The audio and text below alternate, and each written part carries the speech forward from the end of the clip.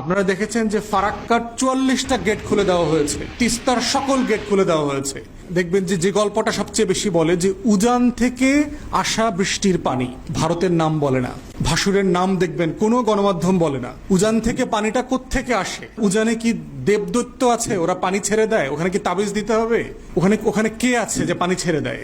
উজান থেকে দুই ভাবে পানি আসে। উজানের দেশ মানে কোনটা? ভারত। উজান শব্দের মানে বাংলাদেশিদেরকে বুঝতে হবে, উজান মানে হচ্ছে ভারত, আমরা ভাটির দেশ। তো উজান থেকে দুই ভাবে পানি আসে। উজান থেকে পানি আসে, একটা হচ্ছে বৃষ্টির পানি আসে। পৃথিবীতে সবচেয়ে বেশি বৃষ্টিপ্রবণ অঞ্চল হচ্ছে আমাদের যে পার্শ্ববর্তী ভারতের যে রাজ্য আছে মেঘালয়। এই মেঘালয়ের শিলং চেরাপুঞ্জি হচ্ছে পৃথিবীতে গড়পট্টায় সবচেয়ে বেশি বৃষ্টি হয় হচ্ছে ওইখানে।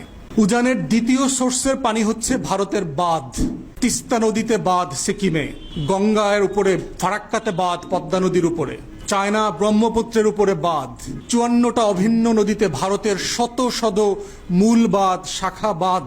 এই বাঁধগুলো হচ্ছে মূল কারণ বন্যার। যেই বাঁধের পানি আটকে রাখা হয়, এখন যেহেতু পানির পরিমাণ বেড়ে গেছে বৃষ্টির কারণে, বন্যার কারণে, তাহলে বন্যার উজানের পানির মূল সোর্স হচ্ছে ভারতের যে 54টা নদীতে, আমাদের আন্তর্জাতিক নদীতে অন্যায্যভাবে বাঁধ তৈরি করা, এবং সেই বাঁধগুলোর দরজা যখন আমার পানি দরকার নাই সেই সময় খুলে দেয়া। এই দুইটা হচ্ছে আমাদের উজান থেকে